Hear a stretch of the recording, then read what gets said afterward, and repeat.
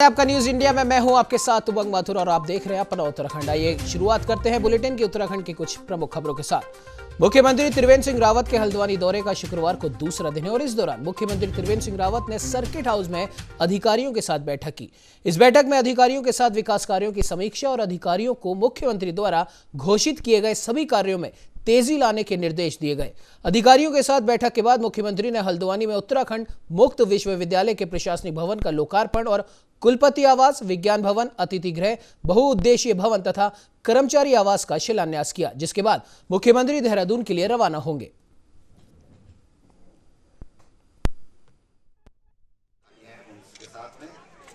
और सवेरे जिला योजना समिति की बैठक के साथ और अब विश्वविद्यालय में कुछ लोकार्पण और शिलान्यास यहाँ पर किए गए हैं।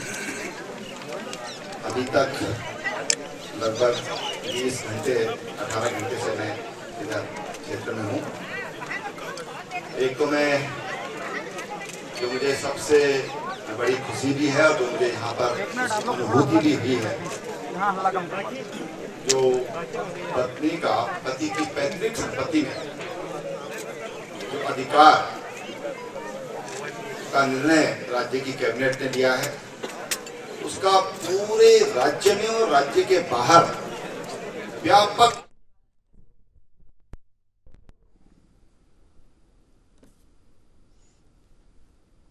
तो वही आपको बता दें कि मुख्यमंत्री त्रिवेंद्र सिंह रावत ने एक उच्च स्तरीय बैठक की है और 2 दिवसीय दौरे पर आज मुख्यमंत्री त्रिवेंद्र सिंह रावत रहे। सर्किट हाउस में उन्होंने अधिकारियों के साथ बैठक की और जो विकास कार्य जो उत्तराखंड में हो रहे हैं उनकी समीक्षा की और साथ ही साथ उन्होंने अधिकारियों को ये भी निर्देश दिए कि इन विकास कार्यों में तेजी लाई जाए ताकि कोई भी कार्य पेंडिंग ना रहे।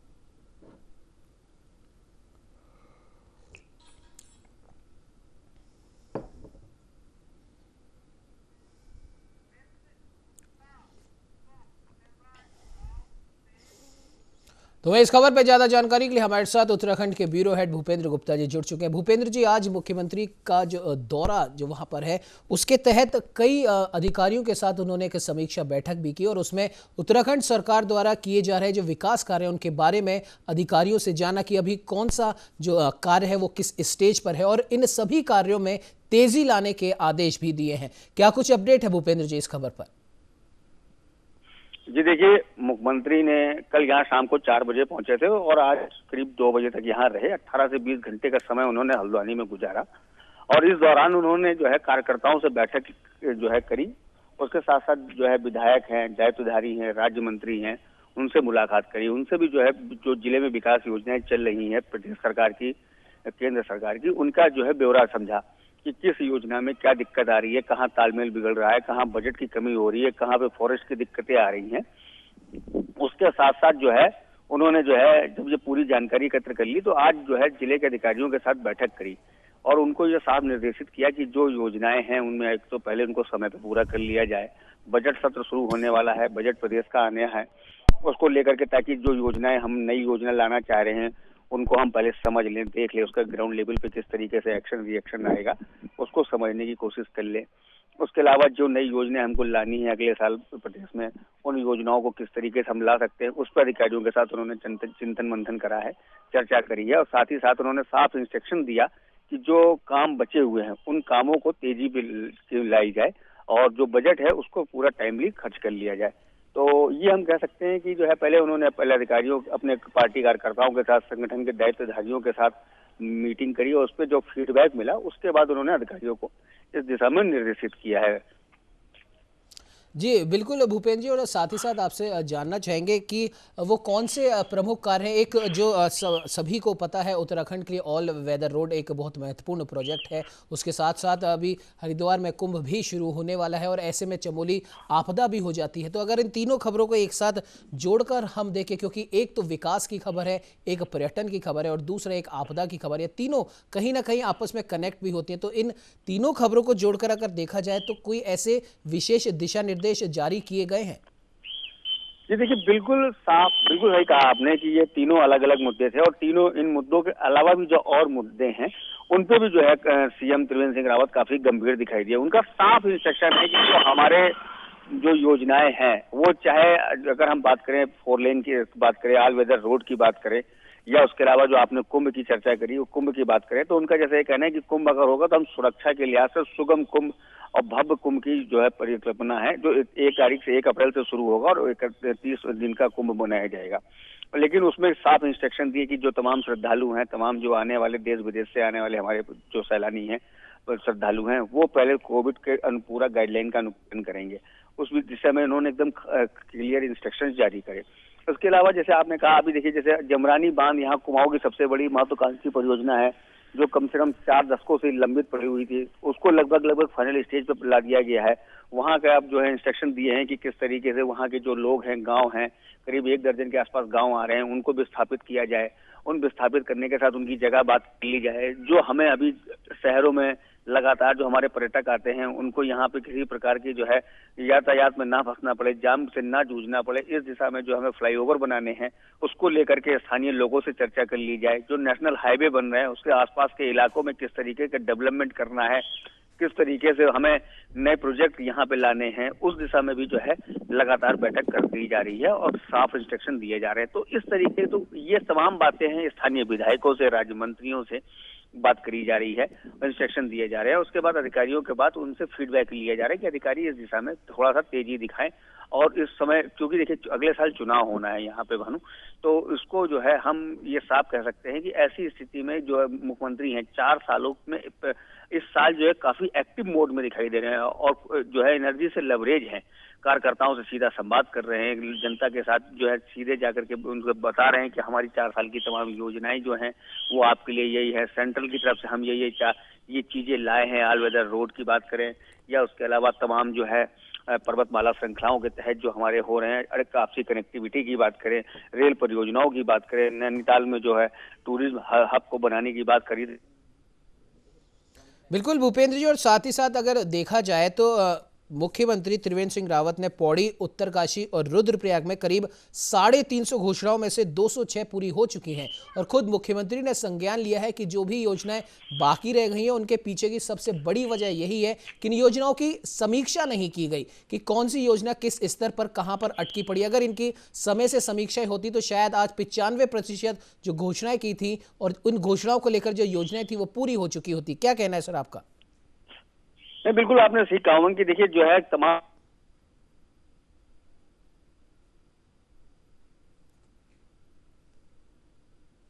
संभाली थी 2012 में 17 में, तो उनका साफ कहना था कि 2017 में कुर्सी संभालते उन्होंने कहा कि हम वही घोषणाएं करेंगे जिसे हम पूरी कर सकते हैं। हम जबरदस्ती के दबाव में या जो है केवल लोगों को बहलाने के लिए, फुसलाने के लिए वो घोषणाएं नहीं करेंगे। तो इस दिशा में हमने भी देखा है कि 4 साल से जो मुख्यमंत्री की तरफ से घोषणाएं हुई हैं वो वही घोषणाएं करी गई जो बहुत ज्यादा नितांत आवश्यक थी या वाकई में उनकी जरूरत महसूस हो रही थी। तो सबसे पहले ये था कि फंडिंग की व्यवस्था कैसे हो, क्या हमें केंद्र सरकार जो हमारी घोषणाएं हैं उनमें कितना हमें बजट दे सकती है, हम उसका कैसे एक्शन और प्लान क्या हमारा रहेगा और हम उसे कितने दिनों में पूरा कर लेंगे। तो जो तमाम आपने बात बताई, जैसे देखिए यहाँ पे अगर हम बात करें तो हल्द्वानी शहर में एक रिंग रोड की घोषणा उन्होंने करी थी जो 400 करोड़ के आसपास की थी, लेकिन अब उसमें तमाम फॉरेस्ट की क्लियरेंस को लेकर के सेंट्रल की तरफ से तो उन्होंने बाकायदा एक टीम बना रखी है जो लगातार जो है केंद्र से कोऑर्डिनेट कर रही है। वहां पे जो दिक्कतें आ रही हैं, ऑब्जेक्शंस आ रहे हैं, उन ऑब्जेक्शंस को दूर करने का काम किया जा रहा है। ऐसे जमरानी की, जैसे मैंने बात बताई आपको, जमरानी बांध को बनाने को तो उसको कहा गया है कि अब उसको राष्ट्रीय योजना में शामिल करा दिया जाए तो ताकि सारी की सारी फंडिंग सेंट्रल से हमें हो जाए। तो ऐसी तमाम जी योजनाएं भूपेन जी, हैं माफ जिनकी कीजिएगा, बीच में मैं आपको इंटरप्ट कर रहा हूँ। एक आंकड़ा हमारे पास में आया, इसमें अगर हम बात करें पौड़ी, उत्तरकाशी और रुद्रप्रयाग की घोषणाओं की, तो पौड़ी में घोषणाएं की गई हैं 191, जिसमें से पूर्ण हो गई हैं 116, गतिमान है 75, यानी कि इसका प्रतिशत अगर निकालें तो 60.73% आता है। उत्तरकाशी की अगर हम बात करें तो करीब 123 घोषणाएं की गई थी, जिनमें से करीब करीब 68 पूरी हो चुकी हैं और गतिमान जो है वो 55 है। रुद्रप्रयाग की अगर बात करें तो 36 घोषणाएं की गई, 22 पूर्ण हो चुकी हैं और 14 गतिमान है। और इनमें से जो दो प्रमुख घोषणाओं की मैं बात कर रहा हूं भूपेंद्र जी, उसमें उत्तरकाशी में 2 मंजिल पार्किंग के कार्य में तेजी लाने की बात कही गई है, और साथ ही साथ जो और भी कई योजनाएं जिनके बारे में आप बता रहे हैं वो भी बहुत महत्वपूर्ण है। क्या कुछ कहना चाहेंगे सर?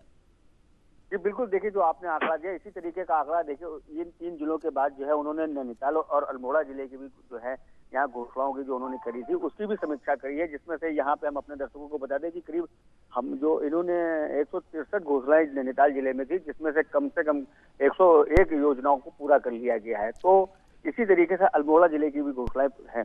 तो करीब 50 से 60% के आसपास से ऊपर का आंकड़ा है जो आप काम पूरा कराया गया है। लेकिन देखिए कुछ घोषणाएं हम भी इस बात को समझते हैं कि कुछ जगहों पे व्यवहारिक दिक्कतों का भी सामना करना पड़ता है, क्योंकि इस जो है विषम भौगोलिक परिस्थिति वाला उत्तराखंड राज्य है। यहाँ पे सबसे पहले 65 से 70% की जो भूभाग है वो वनों से आच्छादित है, जंगलों वाला इलाका है। और यहाँ से इसी चक्कर में इसी को आधार बनाते हुए यहाँ से हर बार जो है प्रदेश सरकार सेंट्रल से ग्रीन बोनस की मांग करती है। तो एक देखिए एलिफेंट कॉरिडोर की दिक्कतें आती हैं, फॉरेस्ट जो रिजर्व फॉरेस्ट है वो कई विकास कार्यों में आड़े आ जाता है। जैसे यहाँ पे कुमाऊं की बात करें तो एक कांडी मार्ग है, तो कांडी मार्ग को खोलने के लिए पिछले लंबे समय से और लगभग वो पूरा का पूरा बन के तैयार हो गया। लेकिन दिक्कत कहाँ रही कि कुछ एरिया है करीब 1.5 से 2 किलोमीटर का, वहाँ पे फॉरेस्ट रिजर्व फॉरेस्ट है, तो उसमें जो है तमाम चीजें ऐसी हो जाती हैं कि जहाँ पे सेंट्रल से जब तक एनओसी क्लियर नहीं होगी या वहाँ के जो उनके पॉइंट्स हैं उनको हम या डाउट्स हैं यहाँ क्लियर नहीं करेगी स्टेट गवर्नमेंट, तब तक उन योजनाओं को पूरी तरीके से जनता को समर्पित नहीं किया जा सकता। ऐसे तमाम टूरिज्म हब हैं या तमाम जो है इंडस्ट्रीज को लेकर जो लगाने की बात है, तो वो सबसे पहले यहाँ की ये मैंने बताया ना आपको 65% इलाका से ज्यादा जो है यहाँ पे जंगल है, तो उसको जंगल की एनओसी लेना, फॉरेस्ट की एनओसी लेना सेंट्रल से, ये अपने आप में एक बहुत बड़ी कवायद है, एक बहुत बड़ी एक्सरसाइज होती है। और इस एक्सरसाइज को कैसे पूरा किया जा सके, किस तरीके से हम इसको पार पाए, तो उसको ध्यान में रखते हुए इन तमाम योजनाओं में थोड़ी बहुत दिक्कतें आ जाती हैं। कुछ योजनाएं ऐसी हैं जिनमें फंडिंग सेंट्रल गवर्नमेंट की तरफ से 90% है, 10% की जो है धनराशि स्टेट को खर्च करनी है, तो उनको टाइमली हुआ नहीं हुआ। कई बार ऐसा भी होता है कि कुछ योजनाओं का बजट स्टेट गवर्नमेंट को जो है दूसरी योजनाओं में लगा देना पड़ता है, जिसकी वजह से कुछ जो घोषणाएं हैं उनमें काम में थोड़ा सा लेट हो जाता है। तो इन्हीं सब विषयों पर यही समीक्षा बैठक टाइम टू टाइम करनी पड़ती है। ये करते हैं सीएम की किस तरीके से जो हमने बजट है तमाम योजनाओं में जो हमें लगाना चाहिए था, कई योजनाएं 10-90 के रेशियो में चलती हैं कि 10% का हिस्सा पैसे सेंट्रल की तरफ से लगाए जाएंगे, 90% की धनराशि अनुदान हमको स्टेट के सेंट्रल की तरफ से मिल जाएगा। तो उसमें भी कई बार ऐसा होता है कि दिक्कतों का सामना करना पड़ता है। तो इस तरीके की जो कुछ योजनाएं हैं, कम से कम हर घोषणा जो होती है मुख्यमंत्री के जिले में, उसमें कम से कम 10 से 5% ऐसी घोषणाओं में दिक्कत होती है। और ये मोटा मोटा भी जो हमारा राजनीतिज्ञों का मानना भी है कि जो 100% घोषणाएं पूरी करने का अभी तक का जो है ये मौका, या ये से कहें कि इसको एक तरीके का स्थिति जो है अभी तक किसी भी सीएम के खाते में नहीं ये उपलब्धि दर्ज करी गई है कि 100% यहाँ पे हो गए। अगर 80% भी, 70%, 75% भी अगर घोषणाएं पूरी हो जाती हैं तो एक तरीके से ये बड़ी उपलब्धि होती है किसी भी सरकार के लिए और प्रदेशवासियों के लिए, क्योंकि मुख्यमंत्री की तरफ से वो घोषणाएं जो की गई थी उनको अमलीय जामा जो है पहनाया गया है। उमंग जी बिल्कुल भूपेंद्र जी, आपने बिल्कुल सही कहा, और जाहिर सी बात है मुख्यमंत्री त्रिवेंद्र सिंह रावत ने इस पूरी समीक्षा बैठक में जो एक बहुत महत्वपूर्ण बात कही वो यही थी कि अगर समय समय पर इन योजनाओं की समीक्षा की जाती तो आज कई सारी योजनाएं पूरी भी हो चुकी होती। लेकिन खैर कोई बात नहीं, देर आए दुरुस्त आए, और अब मुख्यमंत्री खुद इस पर पर्सनल अपना इंटरेस्ट लेते हुए खुद इन सभी योजनाओं की समीक्षा कर रहे हैं। और जाहिर सी बात है कि कोई भी घोषणा होती है, कोई भी योजना होती है, उसी के पूरे होने के तराजू पर ही किसी भी सरकार को खैर तोला भी जाता है। फिलहाल इस खबर पे तमाम जानकारी देने के लिए आपका बहुत बहुत धन्यवाद। हल्द्वानी में 2 दिवसीय दौरे पर मुख्यमंत्री त्रिवेंद्र सिंह रावत पहुंचे और कई कार्यक्रमों में उन्होंने शिरकत की। तो वहीं अपने दौरे पर मुख्यमंत्री त्रिवेंद्र सिंह रावत ने घोषणाओं पर एक बड़ा बयान भी दिया। मुख्यमंत्री ने कहा कि किसी भी काम को अंजाम तक पहुंचाने के लिए उसकी मॉनिटरिंग करना बहुत ज्यादा जरूरी है। तो वहीं इसी पर मुख्यमंत्री त्रिवेंद्र सिंह रावत से खास बातचीत की न्यूज इंडिया उत्तराखंड के रेजिडेंट एडिटर गौरव गुप्ता ने। हमारे साथ सीधे हैं त्रिवेंद्र सिंह रावत जी। त्रिवेंद्र सिंह रावत जी, सिर्फ एक सवाल, आपने कल एक बयान दिया कि आप पहले ऐसे सीएम हैं जो अपनी घोषणाओं पर समीक्षा बैठक कर रहे हैं, पहला ऐसा नहीं हुआ है, क्या कहना चाहेंगे सर? और क्या देखा आपने नैनीताल के 2 दिवसीय दौरे पर? देखिए, किसी भी काम को अगर हम अंजाम तक पहुंचाना चाहते हैं तो उसके लिए उसकी मॉनिटरिंग बहुत ज़रूरी है। अगर हम समीक्षा नहीं करते हैं तो कई बार उससे शिथिलता आ जाती है, और शिथिलता को दूर करना है तो उसके लिए एक समयबद्ध उसकी समीक्षा जरूरी है, मॉनिटरिंग जरूरी है, और उसके परिणाम अच्छे आते हैं। यही कारण है कि हम जो समय समय पर, चाहे मुख्यमंत्री की घोषणाएं हों या विभागीय समीक्षाएं हों, जिले की कार्यों की, विकास की योजनाओं की समीक्षाएं हों, हम उसको लगातार करते हैं। मेरी कोशिश रहती है कि मैं स्वयं भी जिलों में जाकर के, मंत्रीगण जो प्रभारी मंत्री हो तो करते ही हैं, लेकिन मुख्यमंत्री होने के नाते जब भी मैं जिलों में जाता हूं तो मैं उसकी समीक्षा करता हूं, और उसके बहुत अच्छे परिणाम आए हैं। अब इस बार देखिए, आपकी जो जिला योजना का पैसा है, शायद पहली बार ऐसा हुआ कि जब 3 महीना पहले 100% पैसा रिलीज कर दिया गया। आज उसका खर्चा लगभग 85, 90 और कई जिलों में 95% तक पैसा खर्च हुआ है। ऐसी राज्य योजना है, केंद्र की योजनाएं हैं। अभी लगभग केंद्र की योजनाओं में मैं देख रहा था कि 87% जो पैसा है वो खर्च हुआ है, जबकि सामान्यतः हमने पिछले दिनों में ये अनुभव किया है कि खर्चा हो नहीं पाता है, पैसा पड़ा रहता है लेकिन खर्च नहीं हो पाता। तो हमारी कोशिश है कि अधिकतम और अपनी जितनी हमारी तंत्र की सामर्थ्य है उतना हम पैसा खर्च करें। कई रिकॉर्ड और भी बना रहे हैं आप सर, 17 साल में सबसे ज्यादा सड़कें बनाने का रिकॉर्ड भी आपके पास आया है।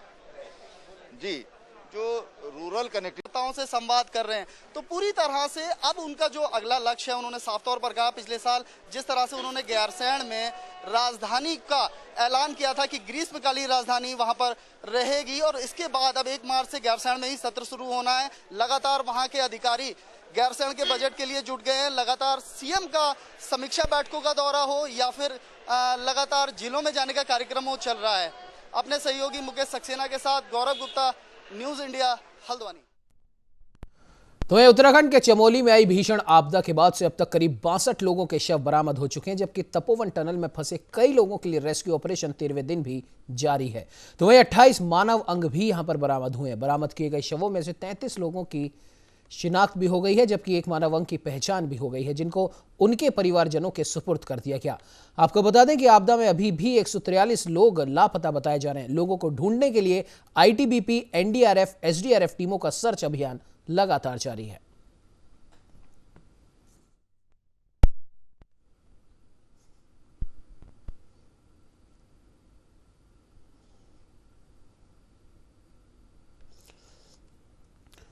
आपको बता दें कि अब तक करीब 62 शव इस आपदा के चलते मिल चुके हैं। 28 मानव अंग भी मिले और 142 या 143 लोग अभी भी लापता बताए जा रहे हैं। यह आपदा इतनी भयावह थी कि अब तक चमोली के कई हिस्सों में मलबा दिखाई दे रहा है।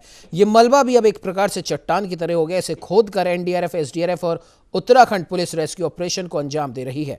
मलबे में दबे लोगों को खोजने के लिए एनडीआरएफ और एसडीआरएफ की टीमें डॉग स्क्वाड, दूरबीन, राफ्ट और अन्य उपकरणों का इस्तेमाल कर रही है।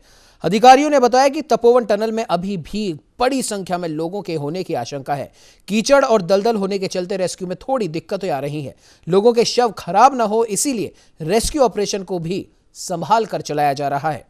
इस बीच एसडीआरएफ ने रैणी गांव के पास ऋषिगंगा नदी में वाटर सेंसर लगा दिया है। नदी में जल स्तर बढ़ने से पहले ही ये अलार्म बजने लगेगा। इसका अलार्म 1 किलोमीटर की दूरी तक लोग सुन सकेंगे और समय रहते सुरक्षित स्थानों तक पहुंचेंगे।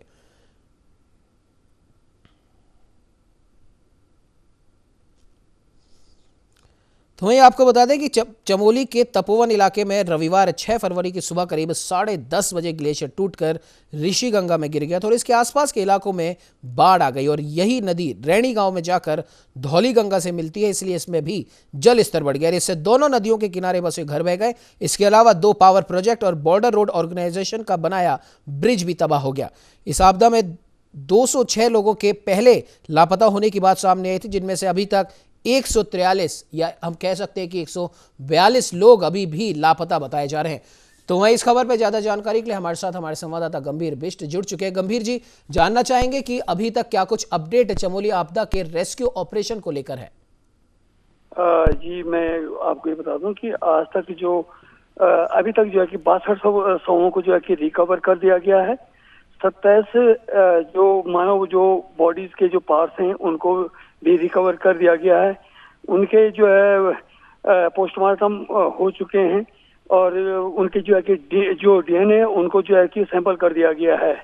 साथ ही साथ 162 जो डेड बॉडी और मतलब जिनकी खोजबीन जारी है। रेस्क्यू टीम जो है युद्ध स्तर पर काम कर रही है, चाहे वो एनडीआरएफ हो या एसडीआरएफ हो और आर्मी, आईटीबीपी, ये सभी चारों जो टीमें हैं उनके साथ जो है शासन और प्रशासन का जो तालमेल है उसी एक युद्ध स्तर पर जो है कि काम चल रहा है।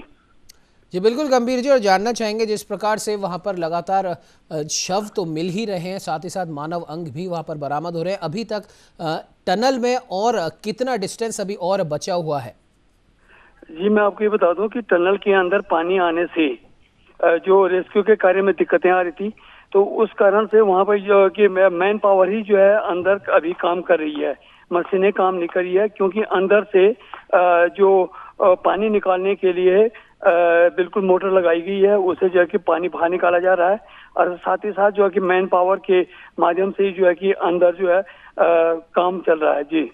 जी बिल्कुल गंभीर जी, इस खबर पे आप नजर बना के रखिए। अपडेट के लिए आपसे फिर संपर्क करेंगे। फिलहाल तमाम जानकारी देने के लिए आपका बहुत बहुत धन्यवाद। तो वहीं आगामी हरिद्वार महाकुंभ को लेकर पुलिस मुख्यालय देहरादून में इंटर स्टेट कोऑर्डिनेशन की बैठक संपन्न हुई। इस बैठक में हरियाणा, राजस्थान, दिल्ली, हिमाचल, उत्तर प्रदेश, चंडीगढ़, जम्मू कश्मीर और पंजाब सहित इंटेलिजेंस, एनआईए के डीजी और आईजी स्तर के अधिकारी शामिल हुए।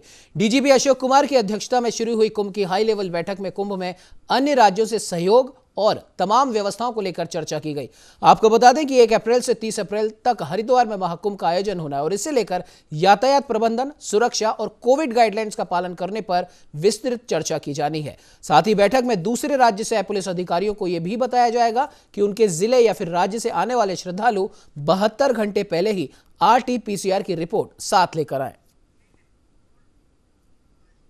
आज हमने कुंभ 2021 के दृष्टिगत सभी बॉर्डर स्टेट जितने हमारे हैं जिनका कुंभ में महत्वपूर्ण रोल रहता है, उनके साथ कोऑर्डिनेशन बैठक की।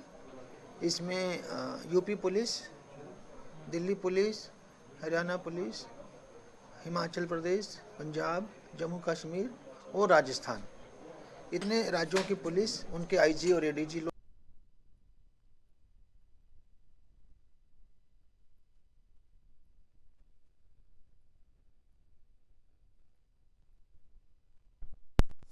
इस बुलेटिन में फिलहाल इतना ही। देश दुनिया की तमाम खबरों को जानने के लिए आप बने रहिए हमारे साथ और देखते रहिए न्यूज़ इंडिया।